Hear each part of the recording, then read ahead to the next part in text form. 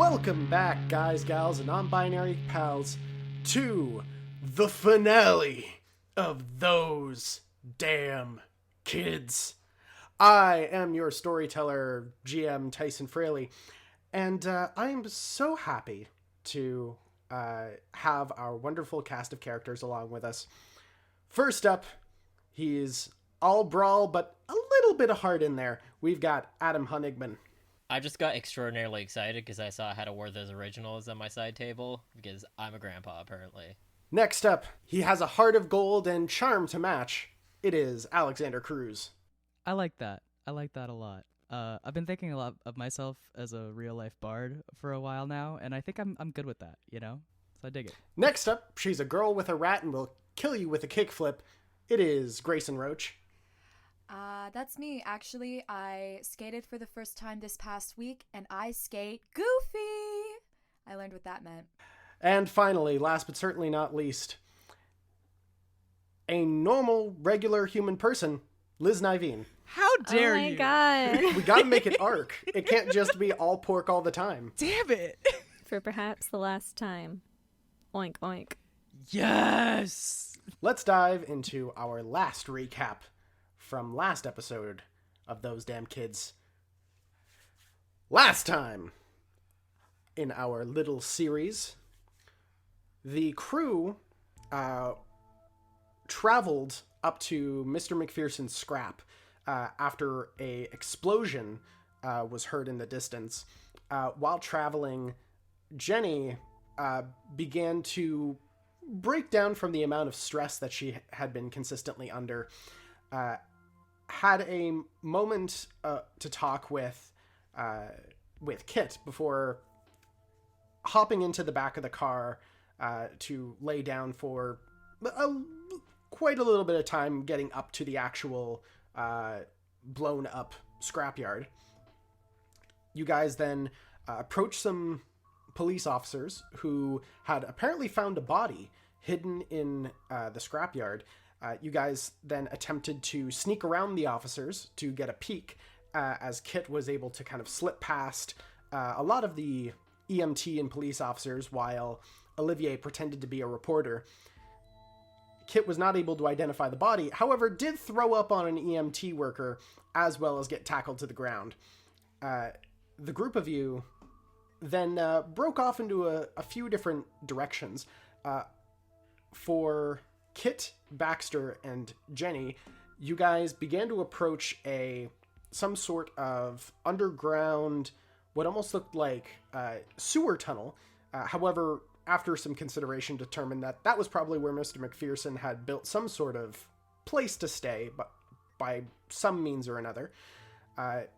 Jenny stayed behind as Baxter and Kit dived into the manhole cover and discovered a secret door where a riddle lay. The party took a little bit of time to figure out that the answer to the riddle was hope before the door was opened as Mr. McPherson welcomed you all one by one slowly inside. You were greeted by Riley as well as Jenny's mother. As you guys began to discuss what to do next, you were eventually joined by Wendell, who was able to fake his way into being a maintenance worker at the location. You guys then discussed your plan about what to do next and discovered Mrs. Williams' involvement in the actual capture of your other selves, causing a lot of tension between Jenny and Baxter and Mrs. Williams. As you guys began to hammer forth the rest of the plan with Wendell, Jenny and Miss Williams had a tense, one-sided conversation where Miss Williams attempted to apologize, but Jenny left anyways for since she was taking so long. As you guys finalized the plan, you discovered that Miss Williams was no longer in the bunker. Having taken some sort of weapon with her, she seems to have traveled up the maintenance tunnel where they first traveled from and is off towards the loop. You guys were given a special, some sort of plasma cutter from Hope to help deal with one situation or other. And that is where we left off. So as you guys travel up the ladder through the sewer grate, you can see Wendell's car is not too far away. Is there anything you guys would like to accomplish before leaving this area? And also, just to confirm, if you have any conditions, please erase them. You have spent time at your hideout, so you are all clear. Is there going to be an issue when we try to leave? Are there still cops around and what have you? Or are we just bypassing that? As you guys are looking out, you see that in proximity to where this is located, the actual entrance to the scrapyard is a little distance off, and it just seems that there's a police car that's kind of set there nearby. It doesn't seem that they'll see you, especially in the dead of night. I would have liked to call my mom, but I don't think that's a possibility at this point. Is there any way I could get a hold on a phone somehow? You would have to go out of your way to find one. There wouldn't be any nearby. If we spot, I'll keep an eye out for one on the way, and I will beg Wendell to stop if we come across one. Okay. At which point you all hop into the back of Wendell's car as he begins to drive off towards the 3 glowing blue towers. You guys travel forward, which is mostly just dirt roads. As Olivier, you mention the phone to Wendell. He looks back quickly before looking up the road. There won't be any public ones, but there's going to be some at the loop, maybe. If we're gonna throw you in the trash bin, I can take it to one room first and lock the door, get you set up with the phone, then dive out. But well, it's up to you guys. Well, if we're about to die, you could call. It's the loop. They probably know anytime we fart. I'm not gonna put anything past them. I would assume they would be tracking the calls at the loop. At least outgoing ones. Why don't you write a note right now and just leave it in the car? Who's gonna okay, like, Jenny, just think about that for a sec, right? Nah, I'm sorry. Listen, I know you and your mom have it out right now, but I still gotta let mine know if I'm about to, get zapped. Well, if you tell her and you do get zapped, then she'll be like, oh my god, why didn't I do anything? Oh, my son is dead, wah wah. But if you tell her and you don't get zapped, you'll just get in a ton of trouble. Whereas, if you write a note and leave it in the car, if you don't come out, she'll know. And if you do, she never had to worry about it. Well, I was gonna keep it, light. I wasn't gonna tell her everything. Do what you want. Fine. I will. Okay. I'm gonna keep looking out for any payphones on the way, and maybe if we're in the loop, who knows. Okay. At which point, Kit, I would like you to please make a body move check. That's 1.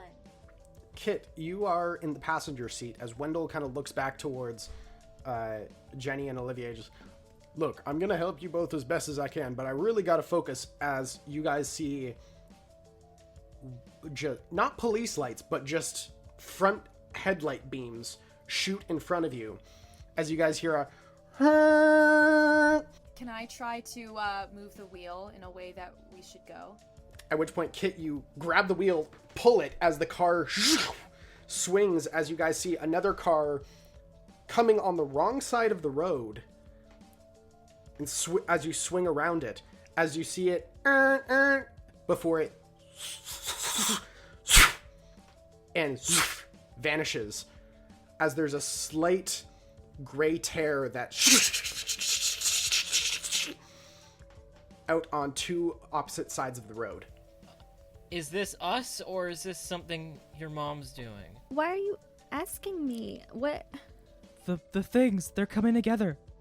The sandwich is getting made. Does it look like the exploding universe?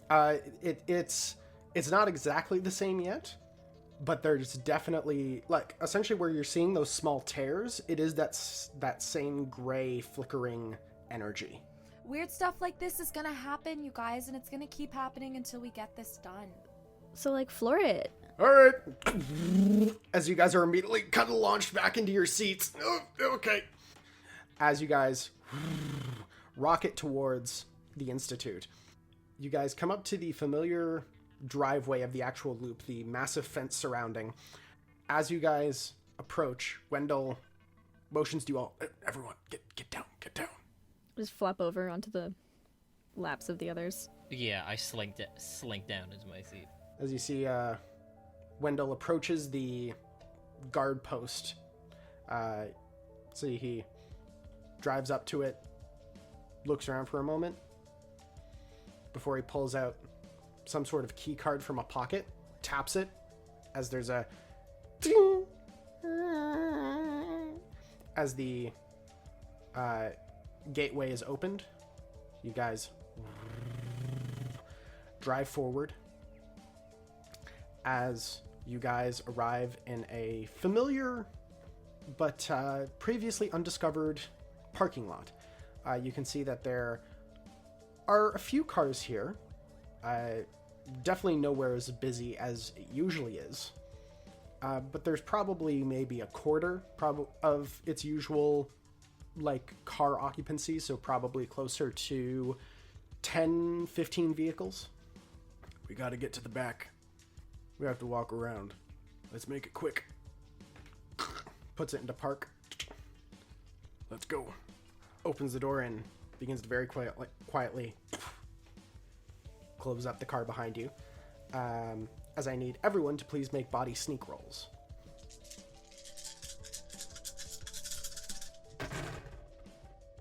I got 4. Oh my god. What the hell? I got nothing, you guys. Well, I got 3 successes. Can I share? I got 4.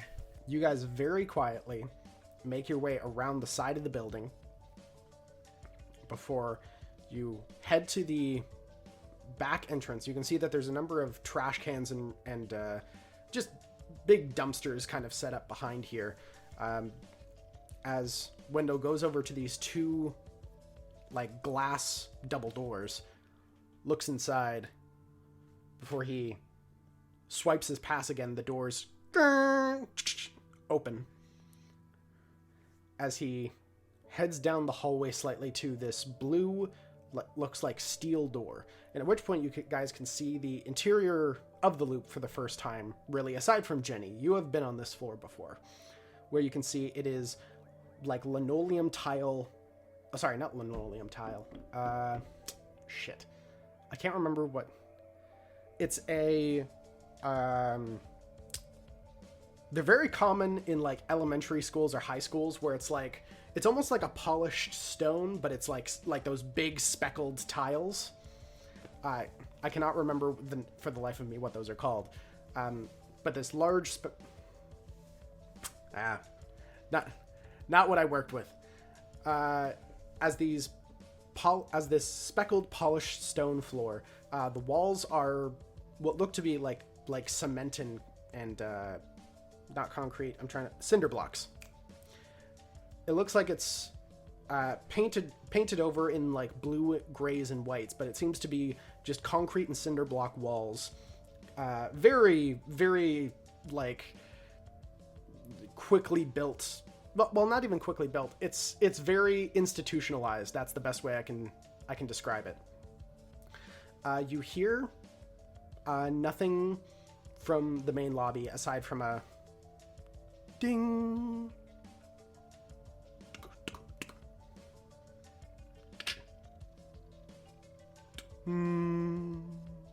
As Wendell slowly, from the door he's gone into, pulls out, it's probably about maybe a 3.5 foot tall bin on wheels that he comes over and just keeps kind of looking behind him, is like, go on, hop in. Is it an empty bin or is there trash in there? It's currently empty. It smells so gross. Then I'm really sorry for what's about to happen. As he goes over to one of the dumpsters and starts grabbing 2 bags and... Oh. I hide under my poncho. Head also. Yeah, we got our ponchos on. I feel like Olivier is surprisingly flexible, so is able to really get in a corner of the of the cart. I do my best to kind of put an arm out, not over Jenny's head, but around her shoulders to kind of offset the garbage that would be on top of us.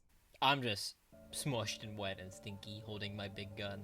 Oh yeah, do you have the plasma cutter? I'm still holding it. Okay. I'm still Wait, no, holding it. give that back to me. Please, I'm still holding it. Says Baxter. Fine. So someone took it out of my hands at some point.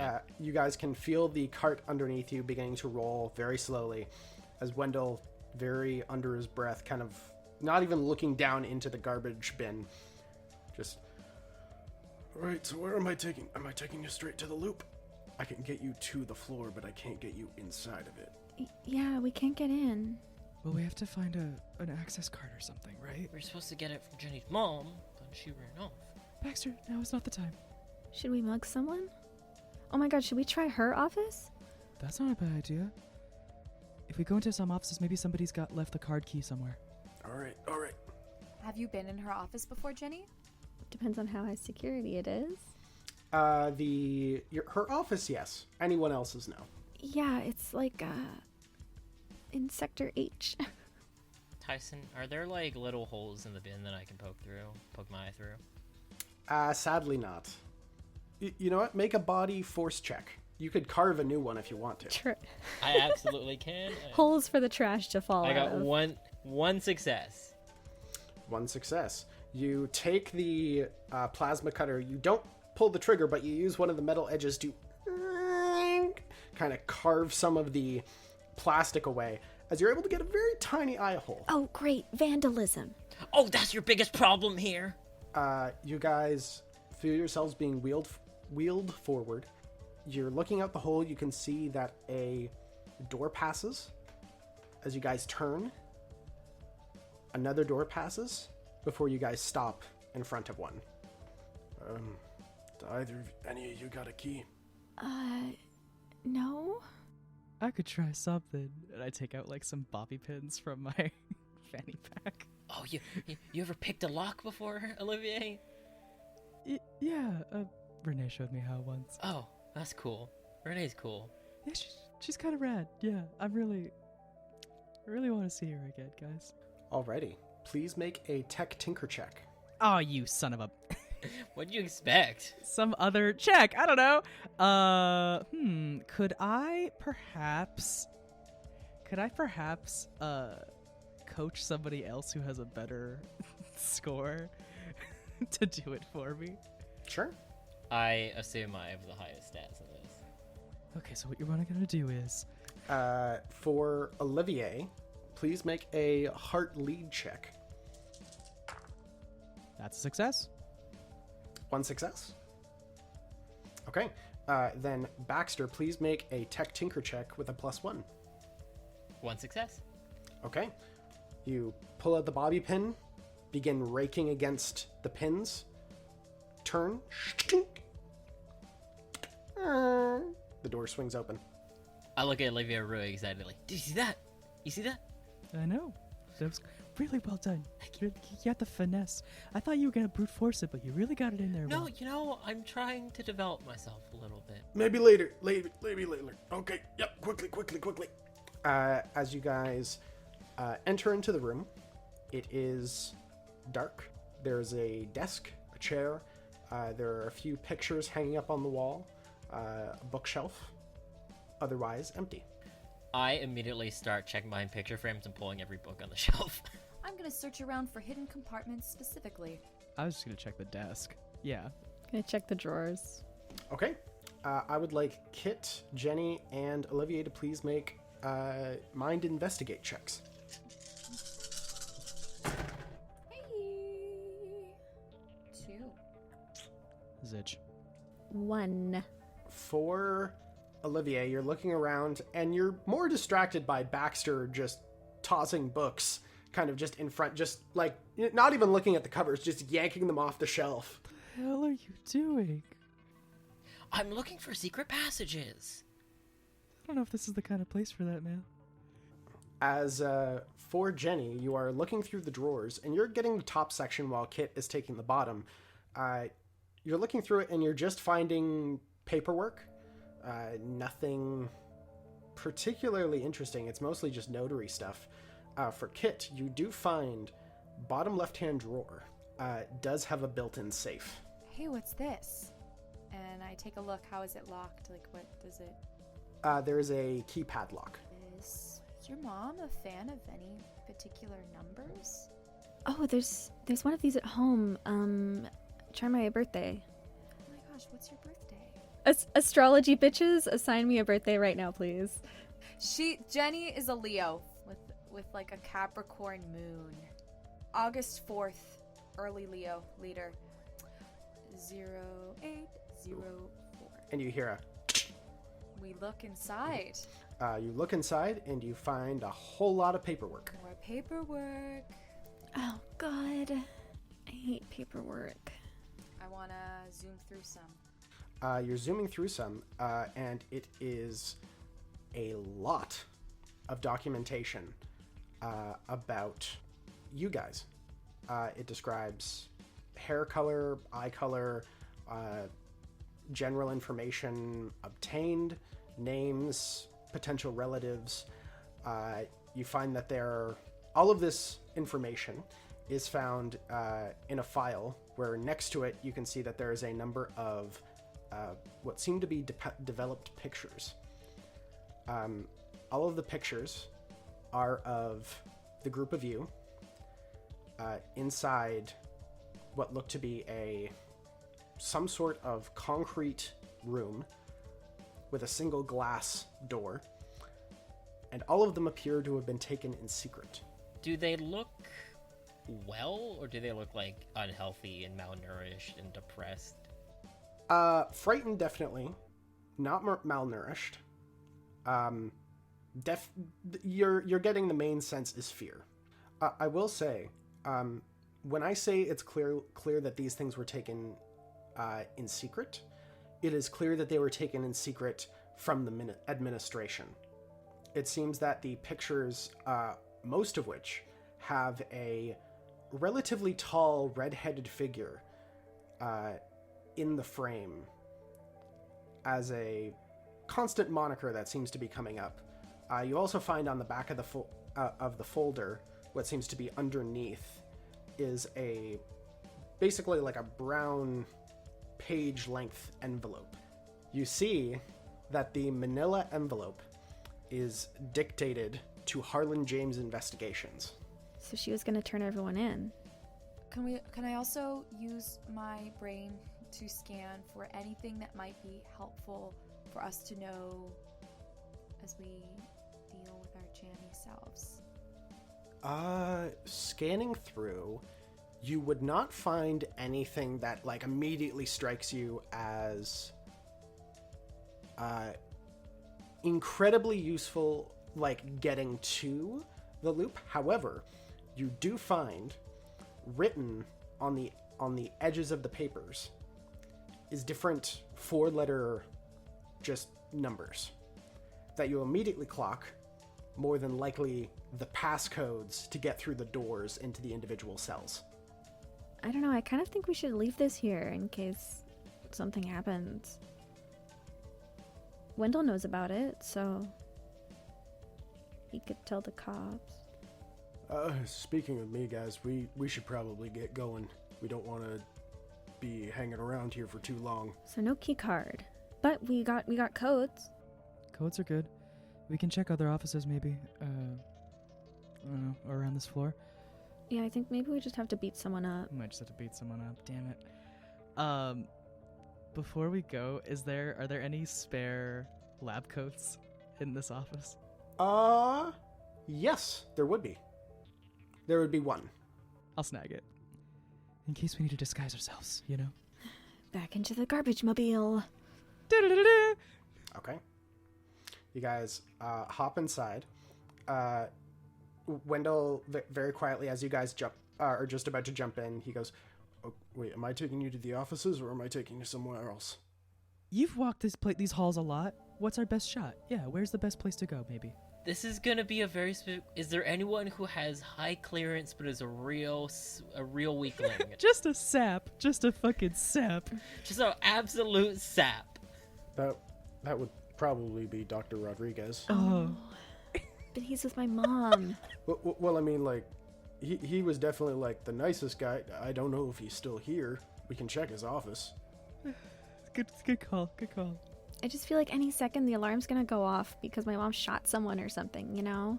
We'd probably hear it if your mom shot someone, right? This place is entirely made of concrete. I don't know. Fuck. Okay, fine. Let's go check. Maybe they're both in his office. I don't know. She was gonna team up with him. You guys approach another door. As you can see, once again, another lock. Wendell kind of whispers down, "We need another pair of mighty hands here." Just say you're coming to take out the trash or something. I'm gonna roll a die here to determine if he is here or not. There's a moment of pause. Hello? He's here.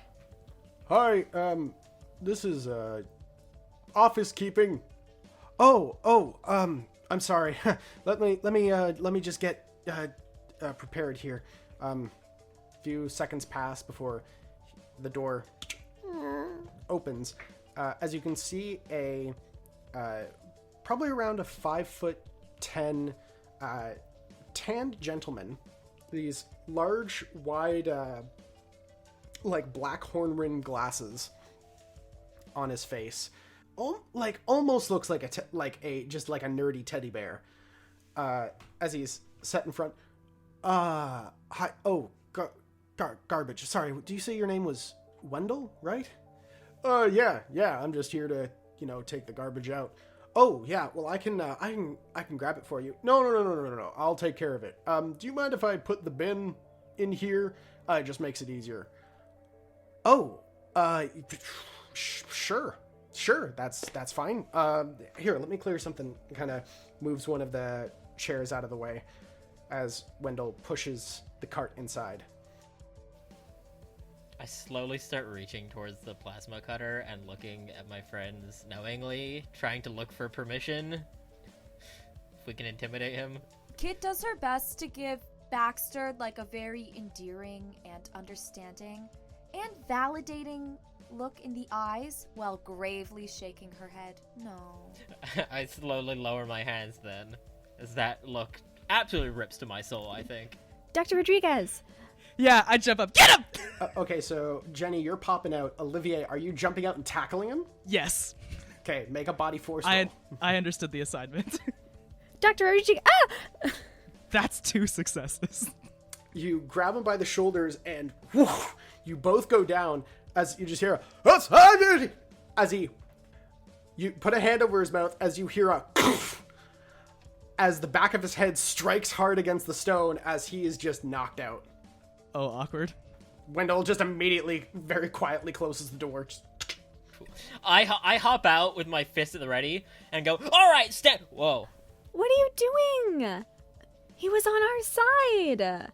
Tyson, is there brain blood, or is this just a clean knockout? No, this just seems like this is gonna leave a mean goose egg tomorrow. I didn't kill him. I didn't kill him. He's good. I check. I put my hand like over like his throat, nowhere his near Adam's him. apple. Like. Yeah, I go, he's gonna pulse. I exit the garbage mobile.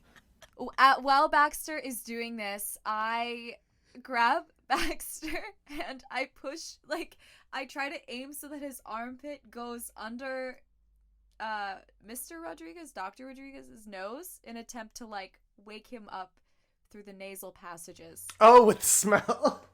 Because he smells so bad.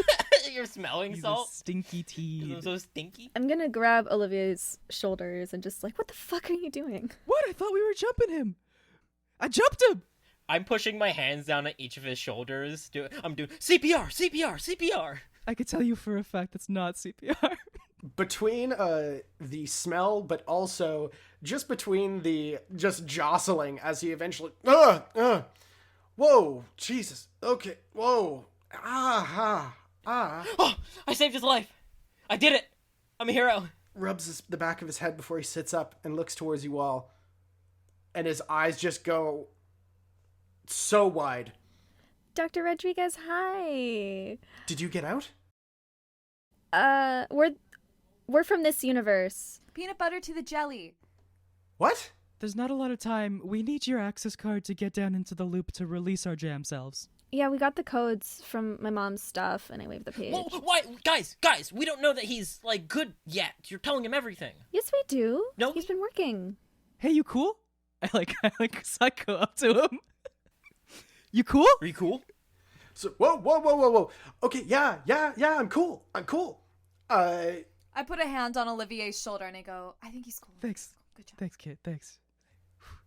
You guys are all in on Carol's idea? We're not in on anything. Carol decided to go cowboy, and now we need to stop her before the universe's end. We're trying to get our time clones back to their universe, if that's what you mean. No, yeah. Yes, of course, I'm sorry. What do you mean by she went rogue? Well, we were sharing these plans, with her, and I think she's worried about Jenny's safety, and particularly this Jenny's safety as well. And before we could really finish planning the plan, she got in her car and left, to which we presume she came here. So we're a little concerned. She had a gun. I think, yeah, she's definitely gonna kill Leland Reed. Oh shit. Okay, wait, how long ago was that? Half an hour? Oh shit. Okay. He just pulls open the door, my desk, and begins to walk down the hallway, kind of beginning to jog towards the elevator. Follow. Following behind him as he's like, I don't know if you guys should be coming along with me, going down deeper here. What are you gonna do? I'm heading down. Yeah, where the fuck are you going? Get over here! Look, if Carol's in danger, I need to help her. We have to head down. You're doing the same thing. We need. Right, but we need to get an down access there. card. Yes, let's work this together. Let's just also save Carol at the same time. Yeah, come on. Do we get in the trash thing? What do we do? Guess we're just eschewing the garbage cloaks. Why are you in a trash bin? Why do you all smell like garbage? To infiltrate. Are you getting in the trash bin with us? Yeah, we're not supposed to be in here. You recognized us from our other selves. Everybody else in this facility probably would too. Look, it doesn't matter. I can get us on the elevator, I can get us down. You saying our elaborate garbage scheme was not particularly needed? Because that's gonna sting, man. That's gonna sting. To be honest, I'm panicking too much right now to analyze the validity of your statements. Understandable. I'm going. If you guys want to follow, please feel free. Come on, Wendell. All right, are you guys going in the bin or are we just walking? Let's get in the garbage. Ba-ba-da. Into the garbage. Oh, okay. Sure. You guys head towards the elevator doors as Dr. Rodriguez taps it, heads to level 6. Hop into the elevator, the doors ding, close as you guys feel it drop as Dr. Rodriguez is looking towards the numbers above. Just come on. As the elevator stops, ding, at level 3, as 2 figures. You guys are looking through, as you can see that there are 2 figures. You saw people in a car outside of McPherson's scrap. It seems to be reminiscent black suits. As you hear, is there something wrong, Rodriguez? No, Mr. Sampson. It's, everything's fine. Of course. Where are you heading off to? Oh, just down to the loop. I've got a little bit of extra research I wanted to get accomplished by the end of the day. Well, is it all right with you if we take the floor for a few minutes? We have some stuff that we need to speak with Mr. Reed about. Oh, I'm just going to be in and out. Please, son. Some privacy is most appreciated. You as well, Mr. Sorry? Fitzgerald. I would suggest you start on perhaps the 4th floor tonight. Sure. We can definitely do that. Ding! Goes to 6th floor. As the doors open, the two figures step out into a hallway where you can see very distantly a glass door. As the two figures turn, thank you so much for your time, both of you. We'll see you around. As the doors... Shit. Pop up. What the fuck? What do we do? What the hell was... What was that about? But they're government ops. Why do they want to talk to him now? What do they want with Reed? This is not... Yeah, we'll figure it out. It's fine. Is there another way to get down there? I will say anyone who would like can please make a mind comprehend check. Actually, Olivier, you don't need to roll this. You have the illustrations of the basically of the access tunnels underneath the loop. You do know that based on your own drawing, there may be no direct way to get up there. There's potentially some finagling that you could do. If you wanted to go through that section, you would have to, based on your estimates, crawl underneath the actual particle accelerator itself, or travel through it to get to the other side. Or you could attempt to just rush the 6th floor. So, of course, we could probably just rush the floor, right? But, and I take out the drawing, we know another way. We may just have to go underneath what I think is the particle accelerator. Or through it, but I don't know how advisable that is. I don't think we should go in there. That sounds horrible unless you want all of your atoms to be smushed and broken and smushed. So under works. Let's try under. Yeah. Yeah, if the whatever hits us will like get blasted, so Under there? Under. Yeah. I mean, I don't trust our chances. I don't trust our chances of rushing the floor. Is all I'm saying with those two guys.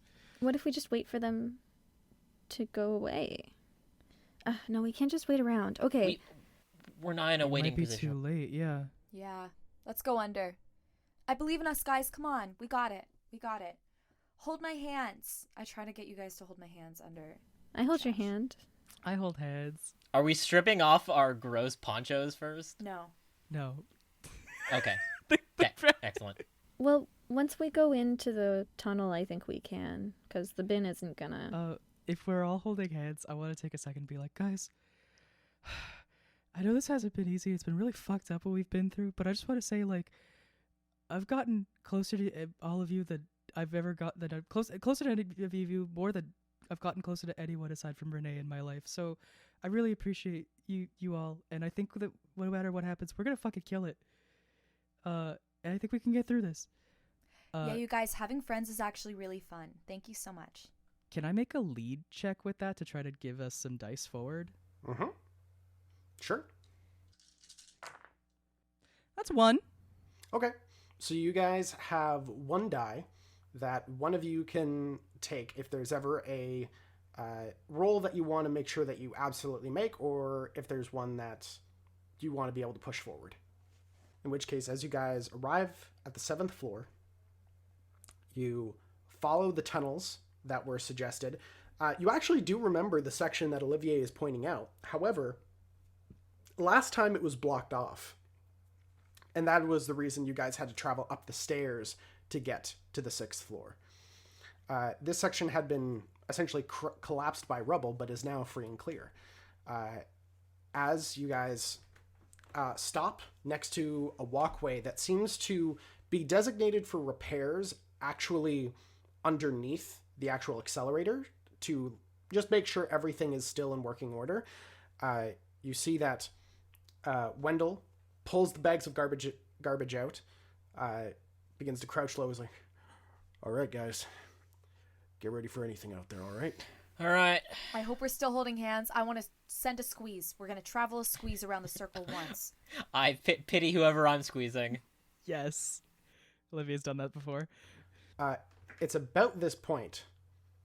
that you all hear a single gunshot. Fuck. See, I told you. I told you. Not a good time to be right. Olivier, if we die, I just want to tell you that I went into your brain and I know about the acting. How echoey was the gunshot? It was pretty echoey. Could we infer that it means it's kind of like distant? It's relatively close. It's just now echoing elsewhere. Okay, from where? From inside the location where the accelerator is. Run that way. Ditch the trash poncho. Yeah, trash poncho's off. At which point, I would like all of you to please make body move checks. 3. 2. 1. 1. Jenny and Kit, you guys are able to slip yourself very, like, dragging clothes and stuff against the metal. You feel, like, slight cuts and scrapes across your arms. As Baxter and Olivier, you're not able to get yourselves in there. And for Kit and Jenny, both of you here, I'm warning you, this has got to stop now. Carol, dear, things are in motion. We are so close. Do you really want to give up on everything you've worked for? Right now, they're kids. As you begin crawling, you arrive on the other side, where you can see that you are now in the center of the loop. You crawl underneath where you can see that there's a number of boxes and essentially cargo that seems to be spread around, as the centralmost tetrahedron is floating in space, just rotating. On the far side, you can see that your mother, lab coat, access pass, has an old revolver aimed at Leland Reed. Tall, red-haired, slightly, you're looking at him slightly sickly looking, which surprises you. A little bit more lean than you're expecting. Much more white, pale skin. As you can see, 2 suited figures at the doorway, looking in, as Leland just stands there. We are so close to being able to save our world. And you want to throw it all away. Because maybe these people have families back home. We don't know what they are. We have only just begun to figure out exactly their existence.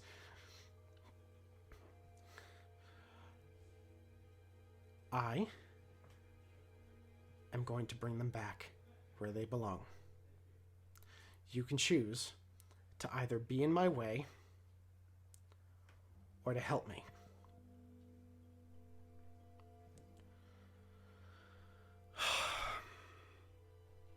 Carol, I must say I'm very disappointed. As you can see, one of the 2 figures with the suits beginning to shift. Baxter and I never actually got to the other side, right? So, I think I think I would have like extricated myself and looked at Baxter and went like, "Listen, this seems a little tough. You want to just run through the particle accelerator?" Oh my god, this is a terrible... all right, fine. Before I think It's us, go, right? go. We got it. Yeah, let's go. I'll say, make a body sneak check. That's 2 successes, baby. Oh, I got 1. You guys quickly race to the other end as you see that there's a small hatch that seems to be where something would be, like, essentially there's a small pedestal that looks like something would be placed on, and there's a small hatch attached to that. As you see Leland and Carol turn their heads before the 2 of them kind of look to each other. Oh, hey. As for Baxter and Olivier, you see this scene in front of you as well. Oh, do they don't stop and when they notice us? Nope. No, they don't look at you. They just... Oh, it's just a creak. I see. Gotcha. Who has the plasma cutter? Is it Kit or is it Us. Olivier? We have it? Is it Kit? It's us, right? Yeah. No, but I think at some point today Kit took it from me, but I think Olivier took Hope gave it to me. Somebody took it from me. Hope gave it to Okay. me. I would have claimed Yes. it. I think I did maybe hand it up. Anyways. All right, anyways, we have it. I look at him and I look at him and go, do we? I look at Olivier and go, okay, wait. I have an idea. Olivier, they're afraid of the Jamias, right? Like, they don't know what we are. So, like, and they don't know the peanut butter ones are here. We're the peanut butter ones. So, if we, like, go in there and pretend to be Jammy, then they'll be like, whoa, we can't play with the Jammy people, and then we can, like, own the room. Baxter, Olivier, while you are talking about this, Jenny and Kit, you watch as Carol kind of leveling the pistol. So what are you choosing? Are you in or out? If the guy's gonna shoot her, I'll run out. If I see a gun. I'll say, Jenny, please make a mind comprehend check. I want her to die, you guys. That would make me really sad. Oh, I would cry. I have nothing. Can I make one too? Is that appropriate? Sure.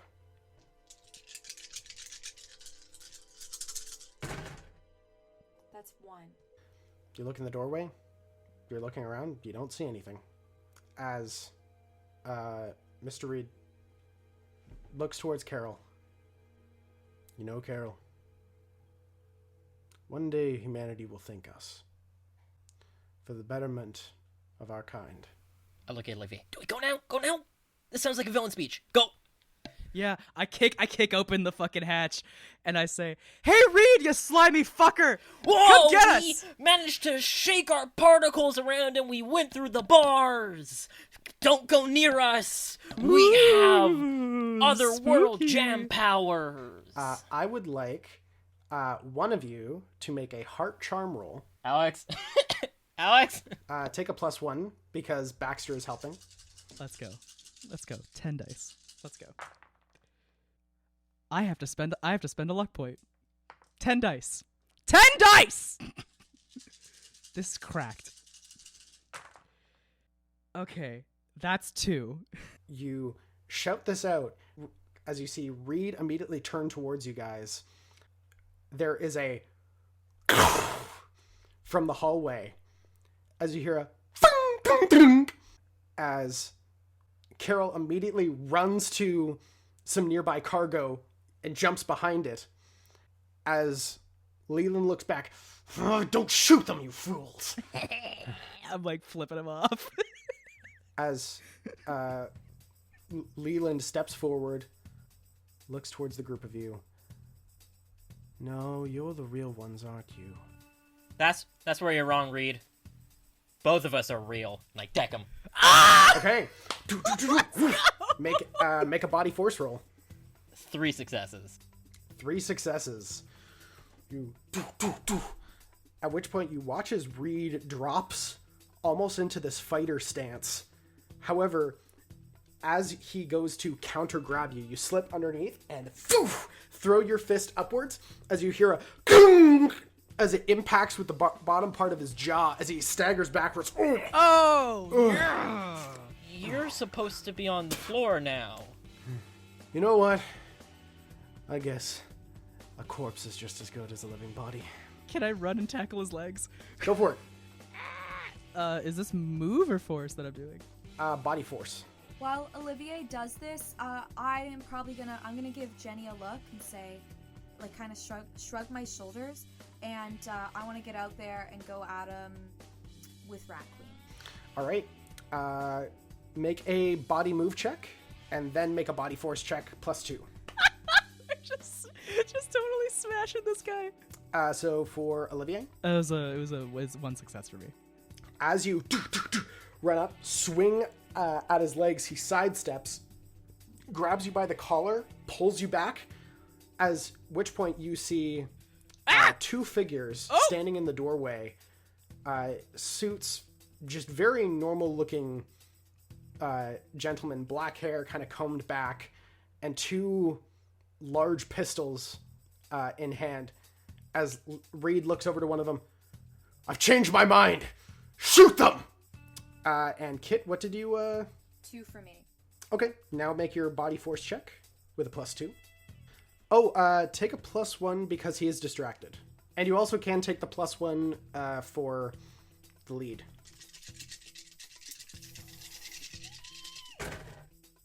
That's 2. Which point you kick the skateboard up and slam the trucks into the back of Leland's head as he kind of stumbles forward slightly. Could I hold him, like, with this board? Like, I'm behind him, like, shielded. Oh, you want to swing it over? And you're basically grappling him in place at which point he drops Olivier to grab the board.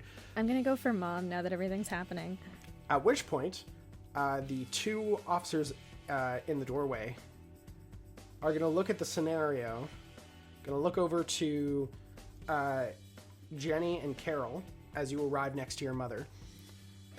You see they hesitate with themselves before they just begin to walk forward.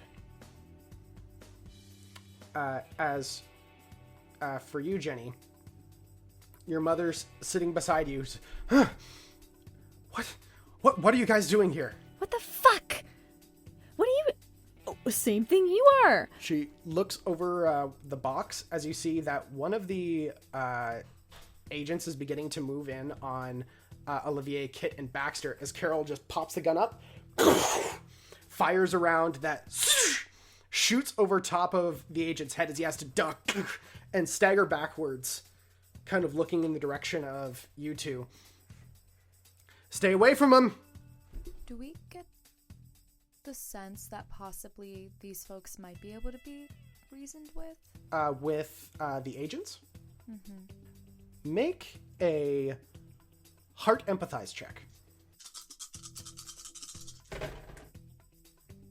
That's a 2, actually, for the little dice I have in that. You're looking at the agents. They are very clearly well trained, well set up. You get the sense they are definitely here to help Reed, and there was no hesitation in their eyes about killing Carol. It seems that they are not either willing or interested in potentially killing kids. However, easy to speak to, potentially. You don't get the sense that they're not against violence, just not against killing children. Is there anything we have to do to open the tear? Oh, we got to get to the pin pad on the other side of the room. Kind of points over, and you guys see a familiar door set with a pin pad with where you suspect the cells are on the inside. And I want to say, hey, folks, like to the agents, I'm really, really sorry about this. I know we're not making... What day is it, like, of the week? It's Thursday night going into Friday. Hey, folks, I'm really, really sorry about this. I know you didn't want this on your overnight. We're sorry. Those meddling kids, that's us. If Kit's got Reed in a bit of a headlock, I think Olivier's fucking lost composure at this point. I'm gonna take the plasma cutter, put it to his chest, and say, "Don't move a fucking muscle or else you're toast, buddy." I would like both of you to please make heart charm rolls. That's 1. That's 2 successes for me. The agent continues walking forward as you say this to Reed, as Reed stiffens up slightly. As he can't exactly see what you're holding, but he feels something in his back and he was told to freeze, so he's going back straight a little bit. As he looks over towards the agent. If this isn't domestic terrorism, I don't know what is. Oh, shut the fuck up! I crushed the skateboard tighter. He's lost his privilege to speak. I go to Reed, I say, you are toast. You know what goes great with toast? Peanut butter and jam, and I deck him again. Baxter! Make a body force roll. Oh, fuck. I'm gonna use my luck point here, because that's upsetting if I don't get this. Okay. Oh my god, 4 successes this time. Holy shit. Which point you take the bionic hand. As you hear the bones in the side of his face break from the impact, as he immediately just knocked out on the ground. I'll be honest, I thought he was a little stronger than that. He took it fine last time. I check his throat for a pulse. Which point, Baxter, you feel something cold on your shoulder. I wouldn't suggest moving. As the rest of you look over and you can see that the agent has some sort of, probably a stun baton of some sort, out from a side pouch. All right. I am the most curious. Just so we're clear, sir, 4 children here just took down an entire room of people, and you're trying to threaten us right now? Bax, they're being reasonable. Okay. I mean, they did just try to shoot children, which I'm sure they don't put in the... I don't think they did. I think you just broke this guy's face and knocked him out. Hey, I heard bullets. Baxter! All right. Kit raises her voice and is like, Baxter! I quiet down like a sad puppy real quick. Officers, I think there's been not a misunderstanding, but you're seeing a situation. Maybe we should elaborate a little more. I want to say that Kit, after barking at Baxter, resumed a really Kit is standing behind Olivier as if they're like 2 lawyers, and Olivier is speaking right now, and Kit is behind him, like holding her backpack like across her chest like this, like very seriously. You see Carol is just like has the gun leveled, isn't doing anything, but she's just very quietly watching.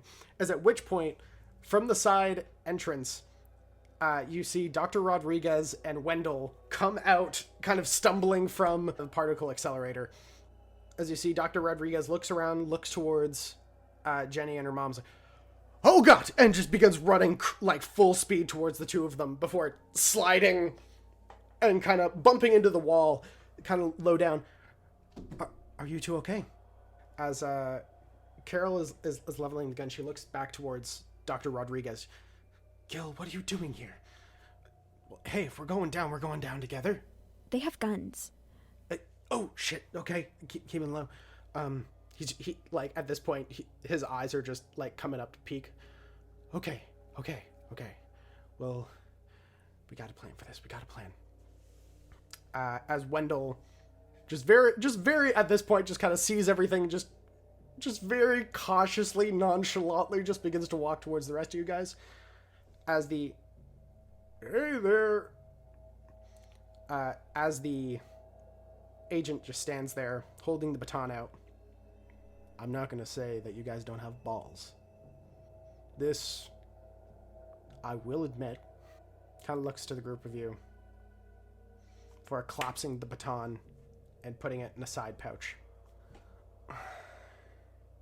You 4 and the big guy.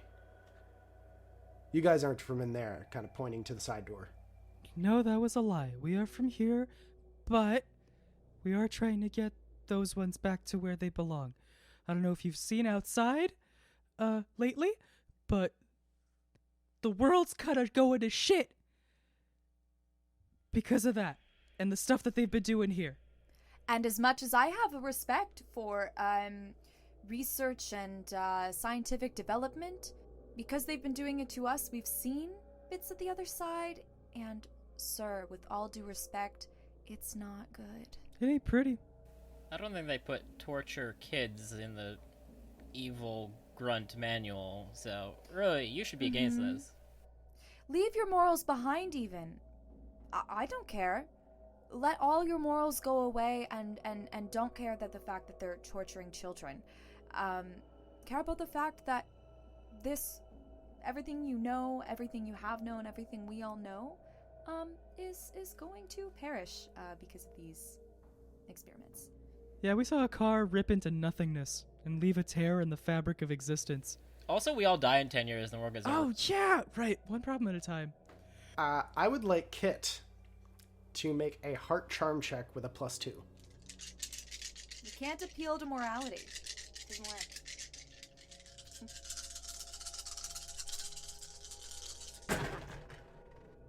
Oh, I think maybe I'm gonna use my second and last luck point because I got nothing.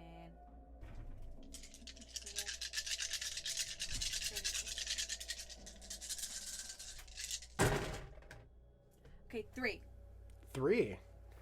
Okay. God damn, Gracyn. The guard, or the agent looks down towards you, Kit. I stick out my my chin. I gotta say, kids are clever at the very least. Color me interested. Show me what you're doing.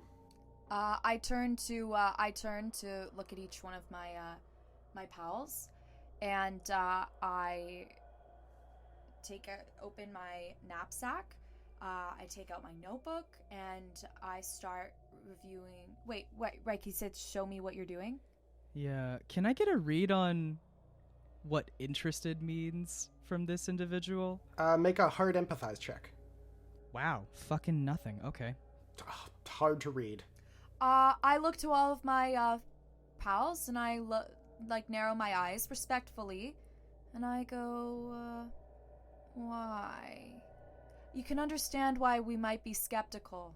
Yeah, what are you guys? You guys FBI? CIA? We are unable to identify ourselves as of this moment. But, put simply, our job was to ensure that Mr. Reed's research was used for the best outcome.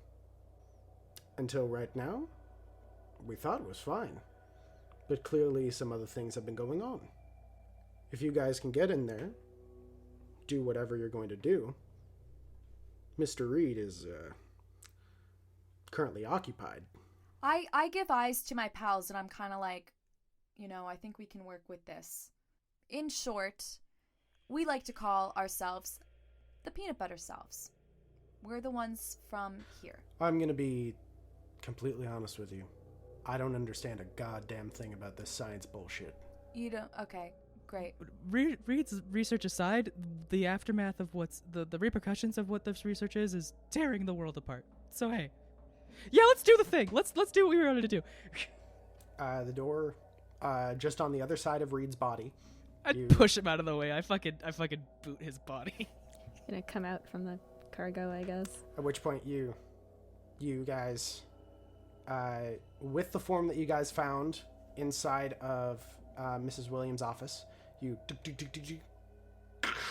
door opens as you guys see 5 cells in front of you. You guys step inside as you see... Oh, sorry, before we go in, I just want to turn to, Wendell and maybe Mr. Rodriguez, and be like, you guys just keep an eye on Reed? Make sure he doesn't, wake up and anything? You see Wendell looking down towards him. I think he's well taken care of, but I'll keep an eye out. Just Wendell, and I kind of, make eyes towards the agents, right? We gotta stay safe, Okay, appreciate you. As you guys enter inside, you see 5 very familiar figures to yourselves, each of which, basically, for the most part, in some sort of rest. You do notice that a lot of them seem pretty confused, and seem to be a little woozy, as some of them are already in bed, and there's a few that are kind of just half sleeping, half awake. Who wants to go up to their jam selves first? Yeah, of course I do. I absolutely gravitate towards myself. I follow closely in case Jam Baxter doesn't know what could happen and tries to touch Peanut Butter Baxter. I'm nervous about that. Well, I assume there's a heavy glass of some kind between bad, us, right? Yeah, it's a heavy glass. Do I feel any kind of magnetic physical pull as I approach the other me? I'll say as you guys are approaching your doors, as it were, you are feeling a slight hum. It's almost that sensation you get as you're about to drop. Wait, you guys, don't get too close. Why? Oh, yeah, I felt that. Because we'll Ugh, go maybe we should switch. Who wants who? I'll take I'll take the Olivier. Olivier. Oh, all right. You can have him then. I'll take Kit. Okay, whatever. No one wants me. Fine. I was gonna deal for Jenny. I'll take Baxter. It's probably less weird anyway to not talk to yourself. For them. Baxter, you're going for Kit. Correct. You enter in the pin pad as the door opens. You head over towards Kit, who is at this point just sleeping. You can, as you approach, I would like you to make a body move check. 2 successes. 2 successes. You go down and grab Kit as you instinctually see a flash and flinch your hand away as you see a rat just begin to growl and kind of chitter. Extra dimensional Rudy. Like a physical rat in the room? Mm-hmm. Whoa! Hey! Rat dad! That's the rat dad! Hey, everyone, there's a rat dad here. Hey, rat! No! It's okay. I know you're a dad in there. Alina, I know you're a dad. You see Rudy's head just kind of turn very slightly. I know you're a dad in there. Turns back. Walks backward. Kind of sits on Kit's shoulder. Just eyeing you suspiciously. Hi. I guess you know, but I'm Baxter. We're here to send you home.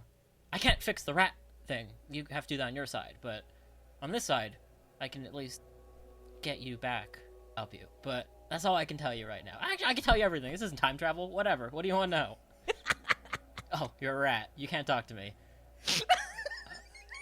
All right. Well, maybe try the on. child rather than the rat. Wake her up. Let's go. You pick up Kit as you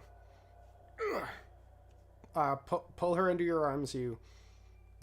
Rudy begins to scatter onto her stomach, just kind of resting there. Just once again, just looking at you suspiciously, not being aggressive as of the moment. As for Jenny, who are you heading towards? Baxter. Baxter. You open the door as Baxter is kind of slumped on the ground as he's kind of tapping a foot. Just 1, 2, no. Stay awake. Stay awake. Baxter? Walk towards him.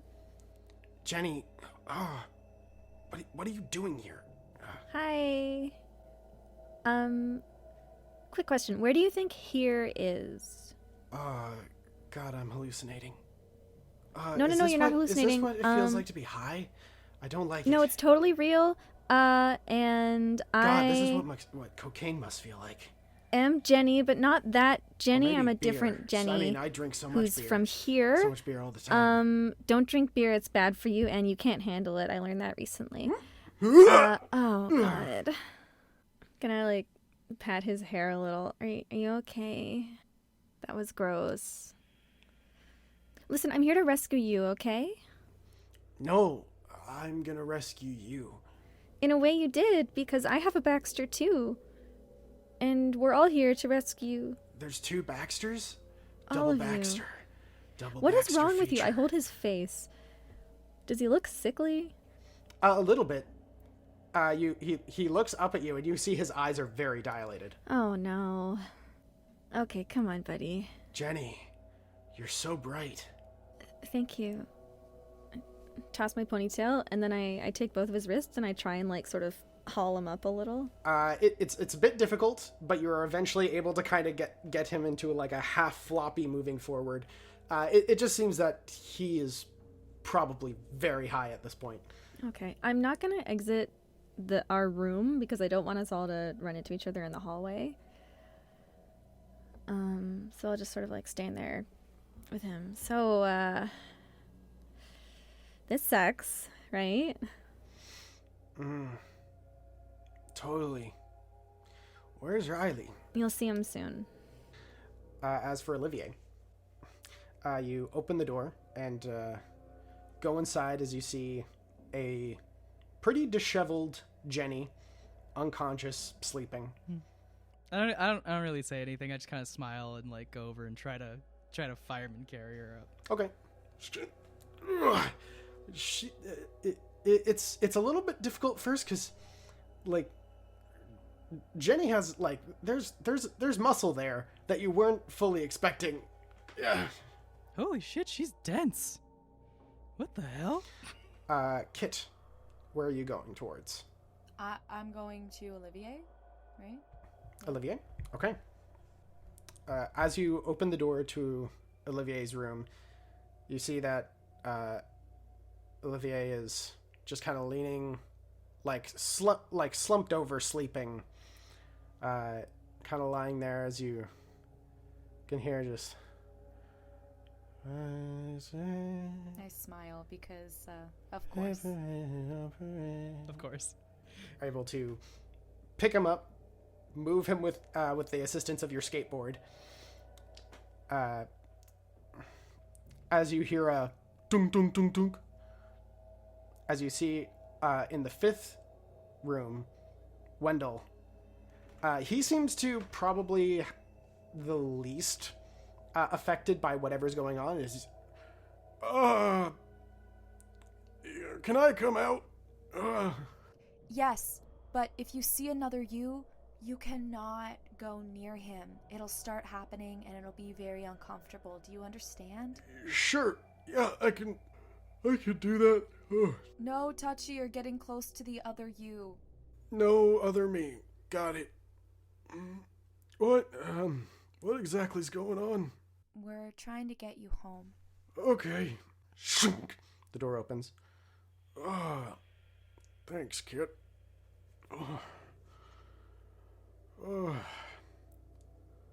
Man, when I wake up, this is gonna be one heck of a dream.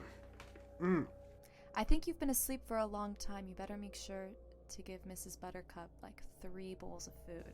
I will do that. As you guys are able to move your carried accomplices with you. Jenny, I didn't know you were so dense. Are you calling me fat? No, in like a muscle kind of way. Jenny's not dense, you're dense. Shut the fuck up, Baxter. Yeah, Baxter. Hey, I didn't even say anything. Not you. Oh, Jesus. Oh, I really wanted to talk to myself. Kit, look at this. How excited is she gonna be when she finds out her dad's the rat? This kid, I look for Rudy. Rudy is just sitting on your Kit's chest. Hey, I know it's you. And I love you so much. And I'm so excited for her. See the rat kind of looks over towards you before Rudy kind of stands on his hind legs and kind of does a shake dance before sitting back down again. Rat dance. As you guys exit the cells, you see Wendell standing there on the outside where the sleepy high Wendell kind of walks down. You're me. And I'm not allowed to touch you. And just kind of walks confidently elsewhere as Wendell. I mean, I understand the purpose of that, but also at the same time, that was kind of hurtful. Very harsh. Very, very blunt. Way more blunt than you normally are. Yeah, Wendell, I totally thought we were gonna have to, convince them of something, but they're kind of out of it, which is probably good because I forgot that thing you told me to say. But also, I wasn't expecting you to be here when we did this, so I guess it didn't matter at all. It's all right. Well, which point, as you guys kind of stand outside, at which point you watch as Carol looks over to Dr. Rodriguez. Grab one. Oh, yep. Runs over towards the tetrahedron. Grabs one of the multiple smaller tetrahedrons and pulls it out as there is a gray energy that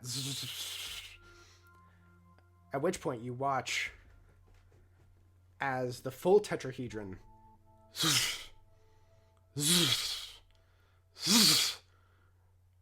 shit, guys, whatever it's doing, it's going faster. As you guys see the same shimmering as you see the mirror as the tetrahedron on the other side begin to slowly shake and warble towards each other. Oh no, we can't let that happen. Do we just put them in the hole? Yes, put them in the hole. Put them in the hole. I run, spin, hug Baxter, and throw him into the hole. Bye! I kind of say to Rat Dad, I say, watch over her. And I kind of give her a bit of a gentle chuck in. You will never be able to prove this, but you think with all certainty in your heart, you chuck Kit in as the rat jumps from her chest and shoots you a very tiny rat thumbs up before vanishing. That was the coolest thing I've ever seen in my life.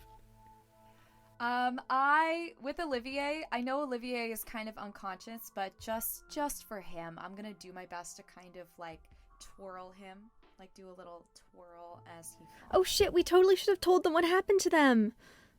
They're gonna be so fucked up. Rat Dad's got it. See you, other Wendell. All right, thank you for the weird. It doesn't matter. This is an alternate dimension. It wasn't the people you know. Hey, we figured it out on our own. They can too. I like basket toss Jenny into the portal. Oh, she's gonna land. Weird. Jenny's done nothing but sustain. There he is. Break a leg. Whee! At which point, Mr. Rodriguez, holding the stone, tosses it over to you, Jenny. Put it back. Wait, I put it back. Okay. As you put it in, there's this flood of energy that ripples from the stone as you see it begins to glow, almost turning from this like black opaque into almost this glowing translucent gray white. As you watch as the two tetrahedrons moving closer and closer, as there's a snap of light that engulfs the room, as Jenny, I would like you to please make a mind comprehend check. I'll also say take a +1 because of Dr. Rodriguez. 1 success. You are hit a resounding amount of energy. You feel it ripple up your arm, and at first it burns before you feel the pain escalate through your bicep, into your shoulder, up the side of your neck, and into the base of your neck. Oh god, why again? As you are hit with sight. You feel this sight that can go into any direction. Oh, what the fuck? As you see the world around you stop. You see your friends, allies, everyone standing just in that moment of panic. As you hold the piece, you feel in your hesitation the grip lighten as the stone in your hand, the tetrahedron, turns. As you see yourself. A party. A familiar party. You remember walking up the carve into the tree line, going to the party, but you see that possibility fading as you get a sense in this moment you could turn everything back to normal, back to how it once was. If you wanted to, you could turn back the clock and save yourselves that pain that people missed you in that other world. You could fix the entire situation. You could get back Coach Moore. You could never have to settle for the consequences that you inflicted from saving Hope. But everything would go back You would have no memory of your friends. Mr. Kerrington would return back to his original form. All of the memories that you have created with hope. Everything. Back to the way it was supposed to be. All those days ago at this point, nearly feeling like years. I mean, it was really horrible. No, I let it go. I'm not gonna do it. You return it back to its original position, all of your friends around you, as you push it in. Everything comes back into motion. As the flickering is gone, everything is quiet. I rush over to Jenny, actually, if she's check how she's doing. You okay? That was a huge flash. Are you all right? Yeah, I'm fine. Just, like, can I have some space, please? At which point you see Wendell and Jenny's mom and Dr. Rodriguez also rush up towards the group of you. It's like, are you guys okay? Jenny, honey, are you all right? I think so. Baxter, pinch me. I pinch him with my probably not with my other arm. Oh, sorry. Ah! No, it's good. Ah, Christ. No wonder you broke Reed's jaw. Holy shit. I know, it's so cool, right? That's pretty rad, I gotta tell you. Ah, okay, feels real. Feels good. How does the tetrahedron look? The tetrahedron looks fine. What is the makeup of this room? It's just like a big dome with a tetrahedron in it, basically? It's a large circle with the tetrahedron in the center, and there is a large set of like yellow insulation that moves in a large ring around the room. That is the actual accelerator itself. Okay, so just so I understand kind of the science, so this thing just kind of exists, and the accelerator does what to it exactly? As you guys traveled through the accelerator, you get the sense that, based on earlier experiments that were noted, they would take pieces of the tetrahedron, put it in the accelerator, fire a particle at it, and then it would start to see what happened exactly. Does it seem full right now? Like, are there pieces missing? Nope. It seems to be entirely full. What about the blood water? Do you know anything about that? Yeah. We're not... I turned to... Yeah, Carol. Listen, Carol, we're not done here. Do you know anything about a weird, fleshy robot experiment thing you guys have got going on? It destroys the... It also destroys the world in 2022. I am afraid I don't know. As you hear a loud gunshot, as you see the agent holding a pistol aimed downward at Leland Reed's head. Oh! I gotta say, you guys truly did something very interesting. Pockets the gun. Why? Why? Yeah. He failed. Catastrophically. You're gonna let us leave here alive, right? Please? I suppose that depends on you. I could keep my mouth shut. I'm very good at keeping secrets. I'm sure everybody here is very, very good at keeping. Very good liar. Oh my god, I'm such a good... It's not really... The core of acting isn't really lying. It's believing it. But we don't have to get into that. Then, I suppose I won't have to make the tired old threat that you mention this to anyone, no one will believe you. And even if they did, we have evidence to conclude that you snuck in here and killed him anyway. Mention what? Who? Great meeting you. Thank you for your service. As Kit's walking, if they allow, Kit is like business lady Kit, and wants to, like, goes to shake one of their hands. So you go up to the main guy, put out your hand, looks down toward your hand before he takes it in yours. You know, I will say, I'm quite impressed by, well, looks around at the team. You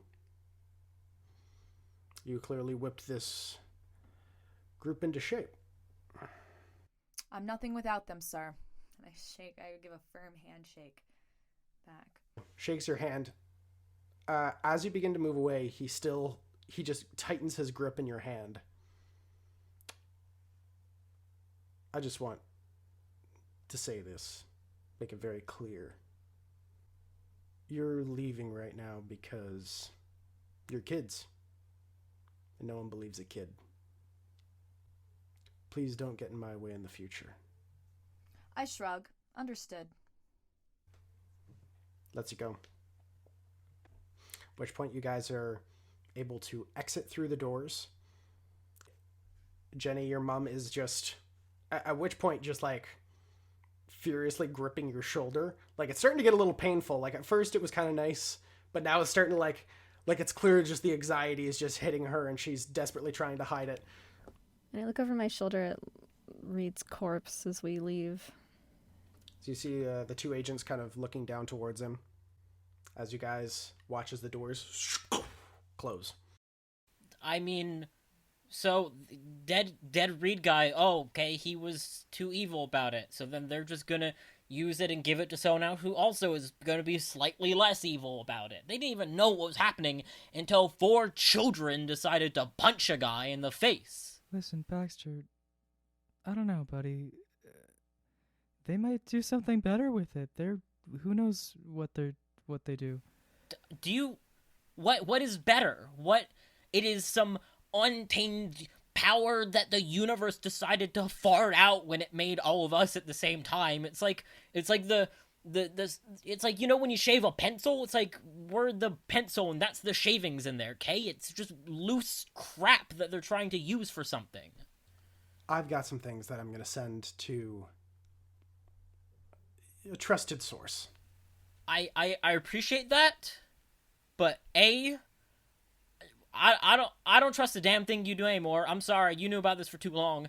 And B, those guys just walked in here and blew a man's brains out and are just kind of wiping their hand. You really think some reporter or whatever can take down whatever the hell that is? Yeah, those detectives. We saw your safe. To be fair, like, Carol probably runs this place now, so she can probably figure out what to do with it, right? Whatever the hell that is, it's not gonna involve us. Well, it wasn't supposed to involve us before, and it did, okay? Jenny's mom, listen, hashtag, you know, like, I can't say hashtag girl boss. That's way too fucking late. Listen, women power and all that, but, like, I don't think you're in control here. No matter what your name tag says, you're not the boss around here. Whatever they are, they're the bosses. And you can't do a damn thing that they don't want you to. Look, Baxter, I think you're right. But to be quite honest, waiting here is not going to get us the answers that we need. So let's move. Okay. Not gonna say why. Are there any toxic fumes alarms or fire alarms or anything that we can set off, like, really soon? There are plenty on this floor. Okay, good. Let's hit them all. She flinches a little bit as Gil kind of, well,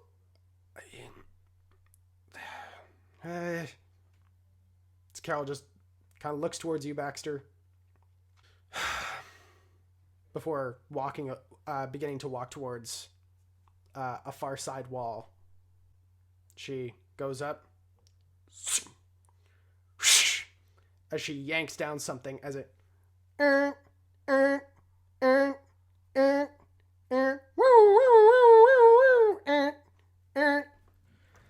let's get moving.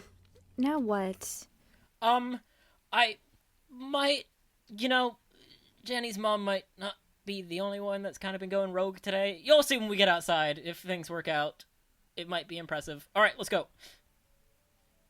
Like right now. You guys are able to make your way up to the top. Using the key card, you're able to get to the outside relatively quickly. You can see distantly a fire truck speeding up close. As you all see, a very familiar red, like, old-style roadster as you see Mr. McPherson sitting in the back. Oh, just in time. He has his trunk open, and you can see that he has a number of wires connected across the front. He's like, all right, my young man, are you ready to make that jailbird sing? No, there's still people evacuating, Mr. McPherson. Let's give it a moment. Kind of turns over towards the fire truck that's beginning to curl around. We've only got a matter of time, Baxter boy. I put my hands on my ref. All right, give it a minute, but like not too long, but like, No! Pushes down. There's a sizzling sound. Oh, Mr. McPherson, we can't do this twice in one day. My reputation's already gone down enough. Well, I mean, I didn't have enough, based on the last thing, I didn't have enough time to craft a proper C4, so I was kind of stuck with bottle rockets, a little bit of gunpowder. Obviously it must have gotten wet or something. Alright, well, in which case, he begins to quickly gather up the wires. He's like, we have got to get moving, young man, or else we will be in deep trouble for not any payoff. Have a good evening, you saw nothing. Try and do one good thing a few times. We shall fade into the next morning. Baxter, you awake in the bunker with Riley. As Riley stretches out. Okay.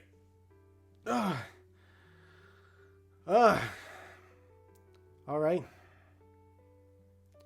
So, what's the plan for today? You know, I got for the first time in...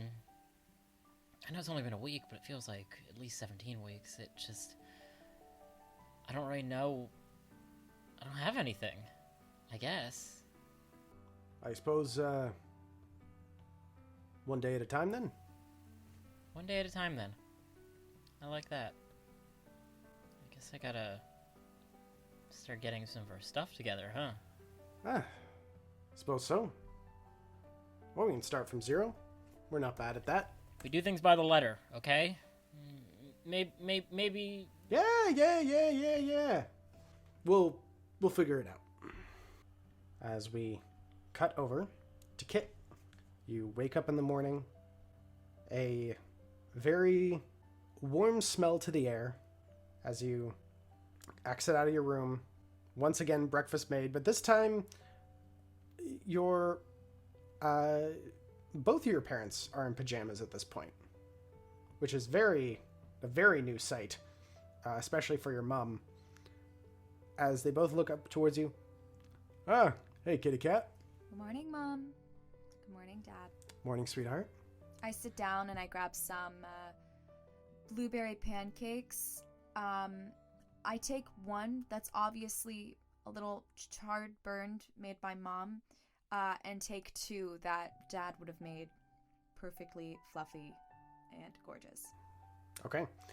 You see your father pick up one of the pancakes, and he goes to bite it, but there's this moment where it's less of a bite and it's more of a as he, whoa, that was a weird muscle memory thing. Okay, much better. Okay, sweetheart, we wanted to ask you about something before you head out for the day. Well, with everything being as it is, everything that's changed, as your dad kind of walks over, we were wondering how you might feel if we took well, I suppose two things. One, if we took a little bit of a vacation, because I think that all three of us could use one. Oh, like I can come too? Yes, of course, we want you there. Okay. Before that, this wouldn't affect you, but we wanted to ask you about if it's all right if we perhaps downsize a little bit, maybe find somewhere that might be a little bit smaller than what we have now. As Charlie kind of pipes up, we've kind of talked about it, and we thought it might be a good time as any for your mother to go after that, for her med school. Kid.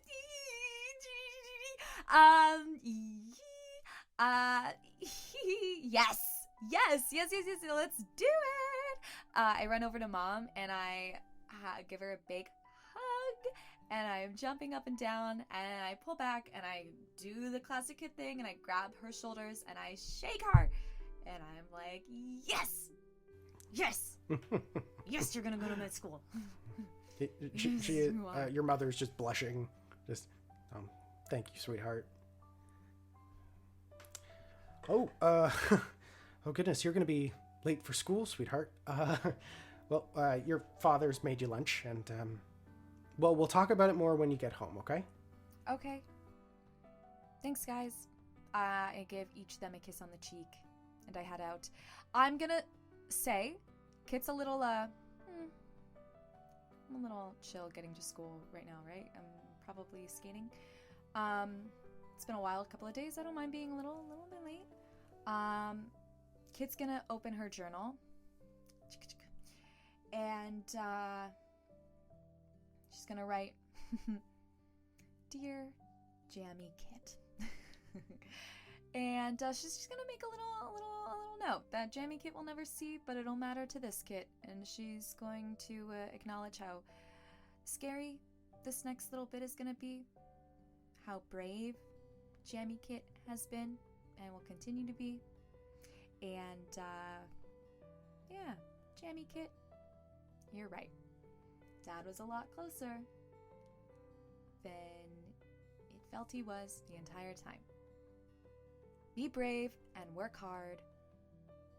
Love, Peanut Butter Kit. And then I skate on. Okay. Jenny,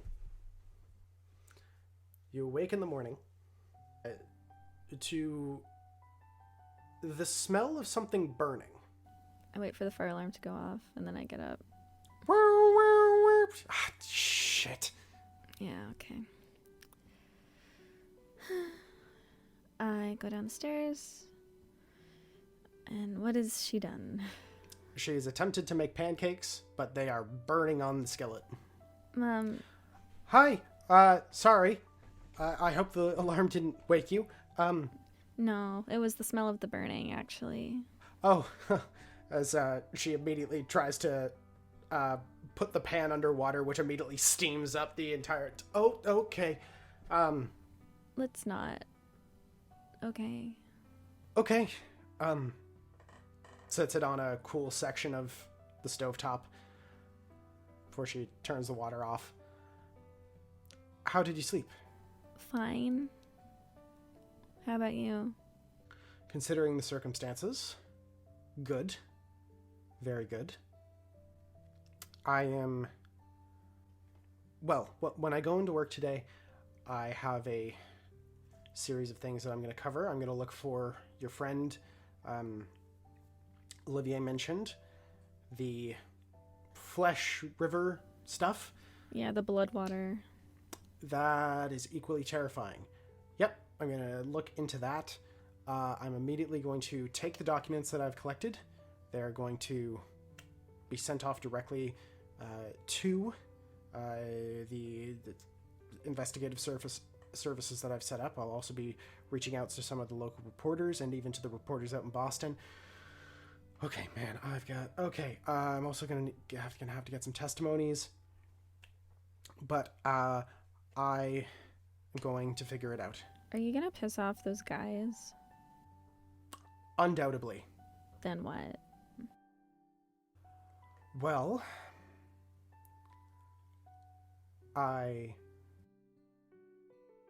Mom, do you regret things? Yeah. I regret a lot of things. Have you ever killed someone? Thankfully, never. Oh. I put a lot of lives in danger. That much I know for certain. Too many. The whole fucking universe. Really. And the right people, including myself, are going to be held accountable to that. Don't disappear, okay? I need you. I need you too, Jenny Bear. I need to get to practice. I'll see you after school. I hug her. She gives you a big hug back. I love you. I love you too. I gave my friend flashlight. I hope that's fine. That's okay, sweetheart. Okay. Bye. Bye. As you head out for the day, Olivier, you wake up in the morning. Olivier sits up for the first time in his bed, feeling kind of decent for the first time. And I go over to my vanity with the pictures of Liza Minnelli and Barbra Streisand, and I want to take I've got some stickers of not stickers, post-it notes of stars, and I want to write the names of my friends on each one and put them on the mirror next to the pictures. Yeah, and I kind of look at them and I kind of one day we'll get actual pictures, but for now this will do. And I go downstairs. Okay. You step downstairs as Renee is at the counter with some cereal. Oh, and I have the best outfit. Just the most incredible fucking returned fit. It's like a black leather jacket, a white high collared, one of those shirts that doesn't have a collar on it. It's just the one that wraps around. But in the button, there's a bolo tie, faded blue jeans and high top Converse. That's my fit today. Oh. Holy shit, you look great. Today's a good day. I'm feeling present, so I wanted to show that. Good. I suppose you're taking the bike to school? Oh, you fucking know I am. You want to ride? I think I'm gonna cover myself, but I'll follow behind. All right, cool. Is our mom in the kitchen? She is not. Hey, where's mom? She left early. Man, I had a whole speech prepared and everything. I know... Listen, between you and me, I know she's alright. I think she's still... It's hard when you have expectations of people, but you don't tell them what those expectations are, and it's hard for us to keep living up to expectations that we don't know are there, you know? Couldn't have said it better myself. But we could talk about that. I'm down to talk about it. Yeah. I mean, you're still her baby boy. I'm sure she'd be more than happy to talk to you about it. I know. Hey, did I tell you I'm auditioning for the school play? Oh, that's great. Yeah. They're doing this weird thing where they're writing their own thing. And I'm saying this as we're walking out the door. God, that sounds like a terrible idea. I know. Can you believe it? Next, they're going to be saying that everyone who auditions gets a part. What nonsense is that? At which point, you guys all arrive at school. I went early to school. I don't have practice. Who would run practice, even if I did? I go to Miss Moore's office and see if it's unlocked. You head to Miss Moore's office. The door swings open. Go in, close the door, sit in her chair, pick up her mug, put down her mug, do some crying, throw the mug, it breaks, clean up the mug, still crying. At which point you hear a... Oh God, what? Oh, I'm sorry. As you look over and you can see Tess standing in the doorway, kind of... Oh God, what do you want? Nothing. Sorry. And just turns her back and walks away from the door. Slam it behind her. And eventually I fix my makeup and my hair using my hairspray. in the reflection of the trophy cabinet and get on with it. You all arrive.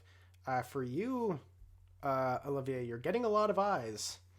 Just a natural, just sudden, strange, just someone walking in cool. It's just kind of like that moment where you like push open the door and the wind's blowing out behind you. Just kind of that like, whoa.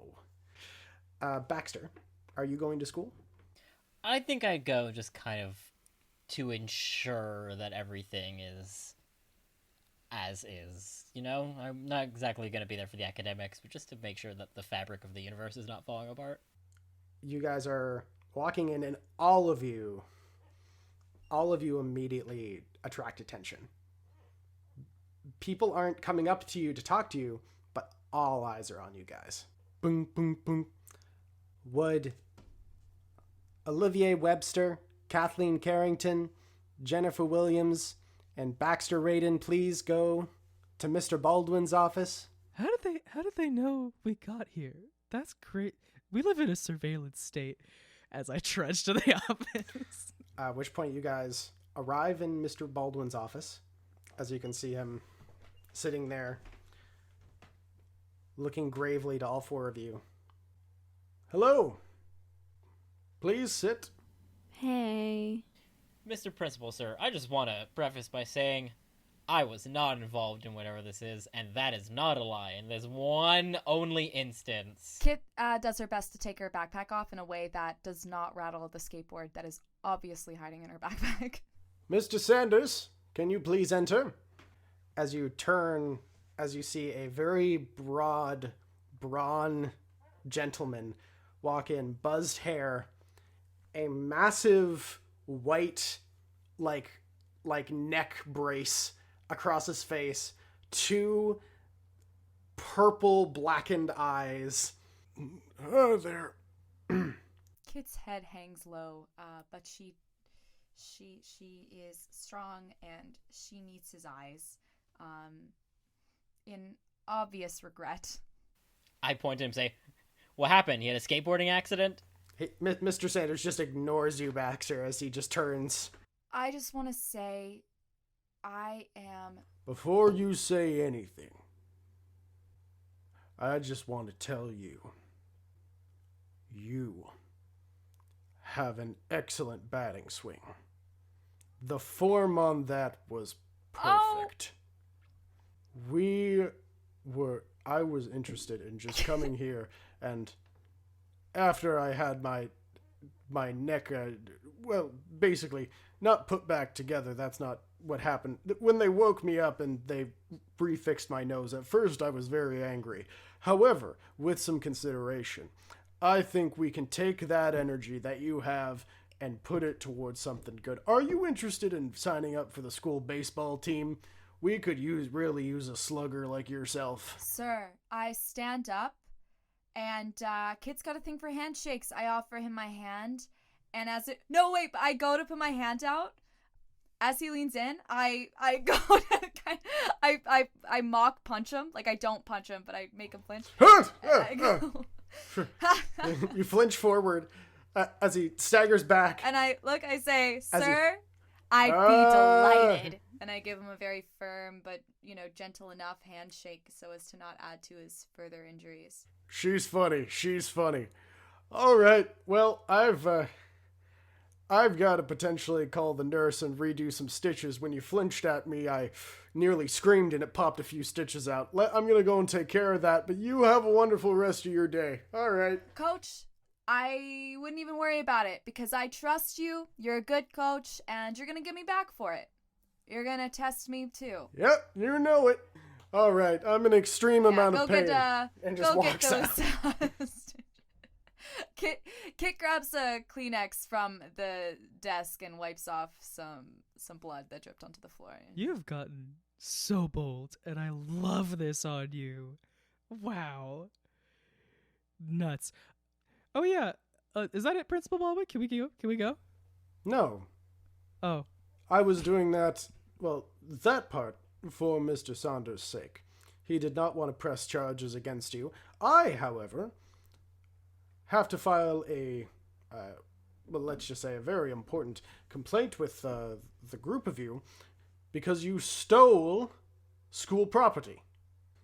Our Cognizance 8 was specifically built for this institution.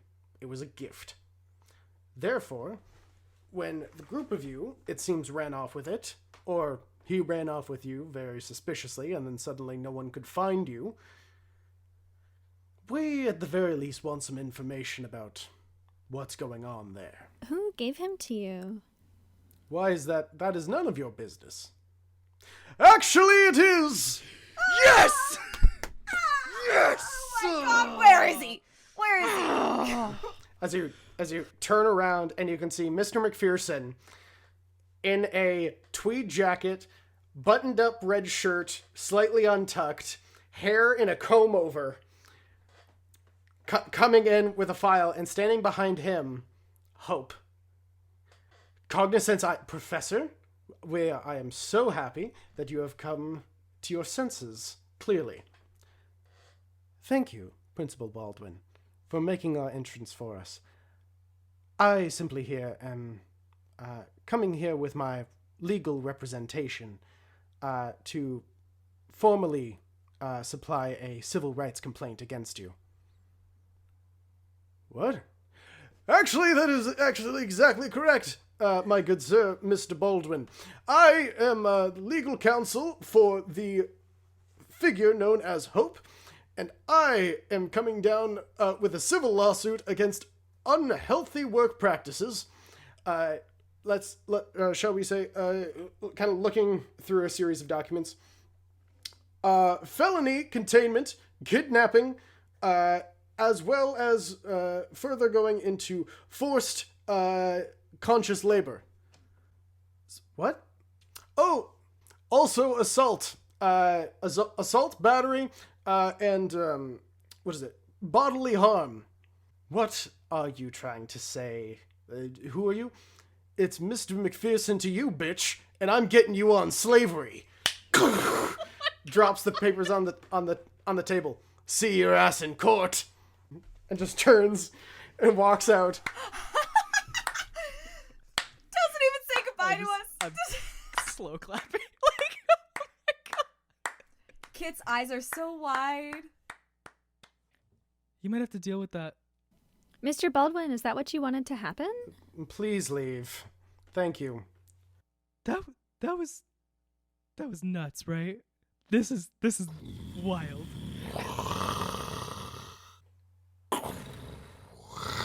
Oh no. Everyone, how's your stomachs feeling?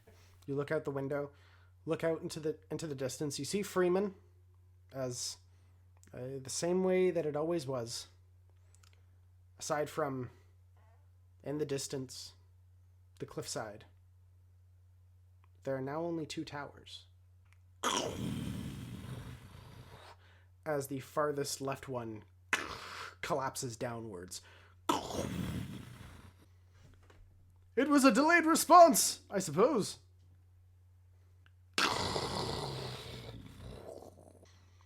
As the last one drops. I hope nobody was working there while that happened. It looks really weird without them there. Like, they really defined the landscape. Oh my It was god. kind of our thing, yeah. It really kind of set the feng shui. Well, you know what, gang? Maybe we can define the feng shui now, huh? What is feng shui? So feng shui is a really great... And as we pull away from the group, we go skyward as we break off from Freeman before lights out. Before a distant sound. Dwoop, dwoop, dwoop.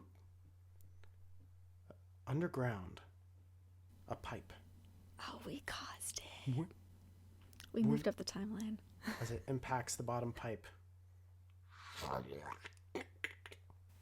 Maybe half an inch tall, thick, red muscle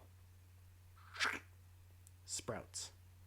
No! As that is where we're going to end off the series. Not looking English class. That's crazy. Yeah, I can't believe I was convinced it would take us 2 episodes to finish. I'm so sad it's over. I cannot believe how quickly we did. We really blew past that. We really fucked up Reed quickly. I can't believe. I was looking forward to the villain monologuing. I love villains, and we just fucked him up.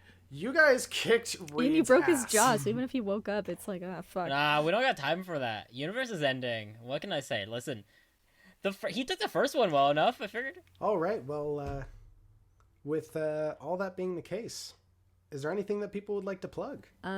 We are casting season 2 of October Jones and Fish with Legs right now, which is not relevant to you because that's not the way the show works. But, look forward to it because it means things are moving behind the scenes. And you can go to octoberandfish.ca to keep abreast of the situation.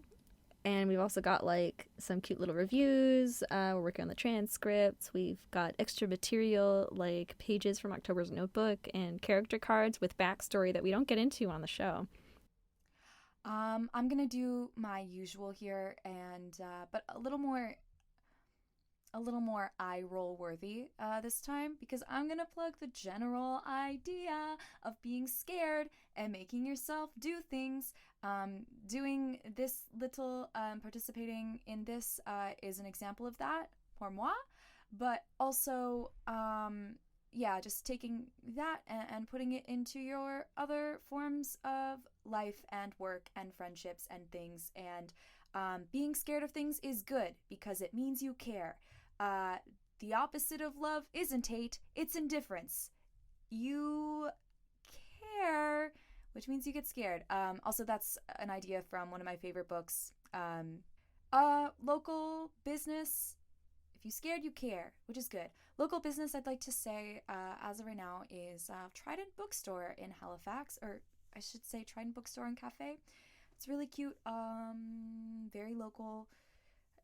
I mean that by the vibe. You go in there and the people who go, very local.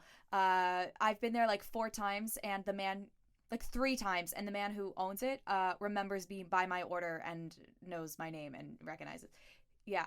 So bookstore and cafe, lovely place. Trident in Halifax. I'm gonna do something I haven't done in a while, which is give a bit of a Riverdale update because I just watched the most recent episode.